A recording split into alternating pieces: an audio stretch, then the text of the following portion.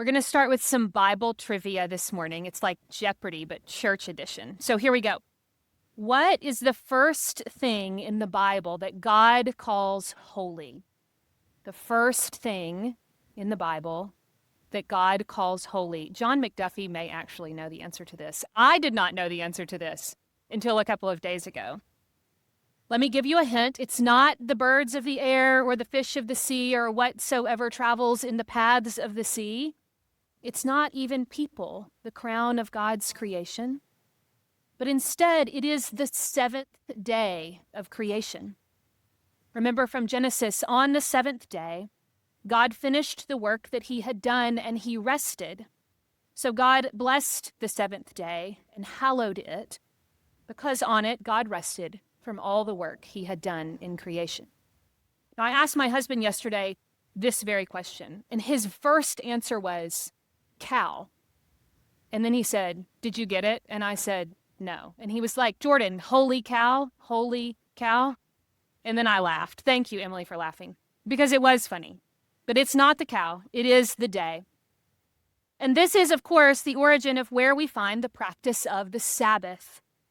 The Sabbath is where we find ourselves this morning, both in the gospel and in the reading from Isaiah. Jesus heals on the Sabbath. That makes some people grumpy. And then the prophet reminds the people of the promise of keeping the Sabbath. If you refrain from trampling on it, if you call it a delight, if you honor it, then you will be fed with the heritage of your ancestor Jacob. God rested on this day.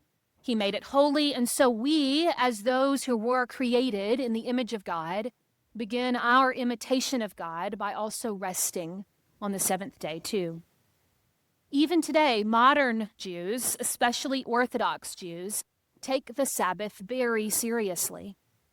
From Friday afternoon before sunset to Saturday evening after nightfall, observant Jews refrain from 39 separate categories of work. Specifically, it's 39 creative acts or 39 acts of creation. Because God rested from creation, so do God's people. So observant Jews do not cook or drive or spark electricity or write or erase anything or even tear anything apart. Instead, they light candles to usher in Shabbat. They share meals and special prayers. They take walks and they take naps. And in most observant communities, Shabbat is the centerpiece of their life. The Shabbos candles, the Shabbat candles, are especially important. In many traditions, there are 2 Shabbat candles, one for each of the Sabbath commandments in the Torah.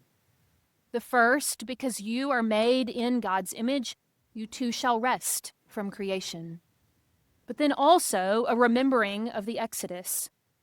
Remember that the Lord your God set you free from bondage in the land of Egypt. So because you are made in God's image, you too are free.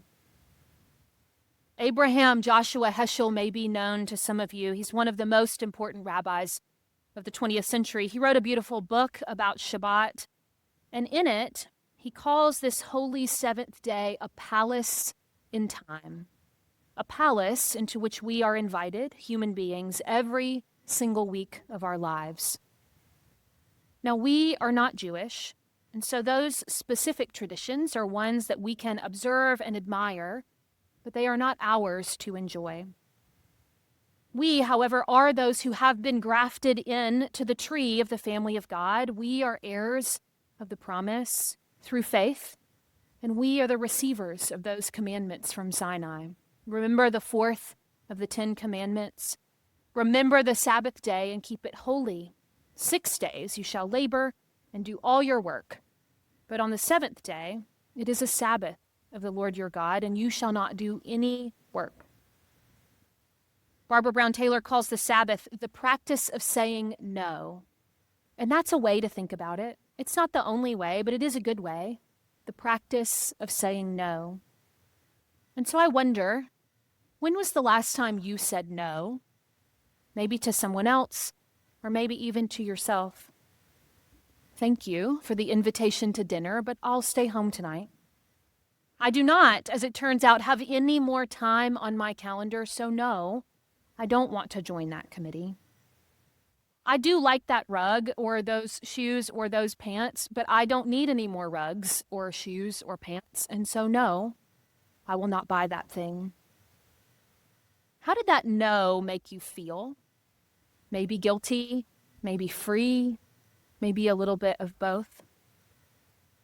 And alternatively, I wonder, when was the last time you said yes? You said yes to yourself or to someone else? Yes, I will go on the trip. Yes, I will take the job. Yes, I will go to that school. How did that yes make you feel? Happy, burdened, maybe some of both? Sometimes we're judgmental, me included, judgmental about people who have a hard time saying no because they're so busy that we can't count on them. But conversely, boy, do we love having that person in our back pocket who will always say yes and then follow through. Yes to the trip, to the committee, to the meeting, yes to the work, yes, yes, yes to everything. But that litany of yeses can overwhelm a person. There's a Swiss theologian, Karl Barth, and he says, a being is only free when it can determine and limit its activity. I'm going to say that again. A being, you and me, we're only free when we can determine our activity, and then when we can limit it, we can decide to stop it. And so by that definition, I wonder how many free people you know. Or maybe more to the point, how free are you? I know people, sometimes I am this person, who's able to do a million things, but not able to sit quietly. Or I know people who are able to decide what to do. They can determine what to do, but they're not free to decide when to stop doing it. The Sabbath is a commandment, but it's also a gift. We have to choose to take it up and practice it. Our discernment is not always perfect.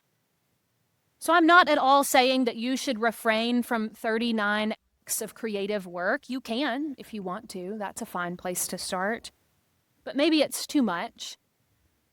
And so if one whole day of freedom in that palace of time is too much, then start where you can. Maybe it's that you wake up just a little bit earlier than anybody else in your house. Not to get started on all the things that you have to do, but rather to enjoy the quiet presence of God.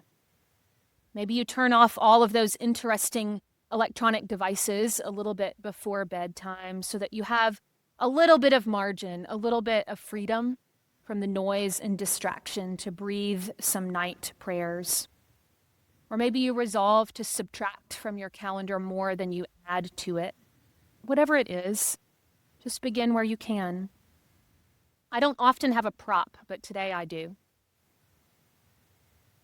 This hangs in the office that Jim and I share, and so I want to close by reading it to you. This is from Abraham Joshua Heschel's book, The Sabbath, which I mentioned earlier. A legend relates that at the time when God was giving Torah to Israel, God said to them, "My children, if you accept the Torah, and if you observe my commandments, I will give you for all eternity a thing most precious that I have in my possession." "And what?" asked Israel, "what is that precious thing that you will give us if we obey Torah?"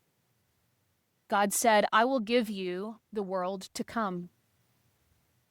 Israel said, "Show us in this world, show us today an example of the world to come." And God said, The Sabbath is an example of the world to come. Amen.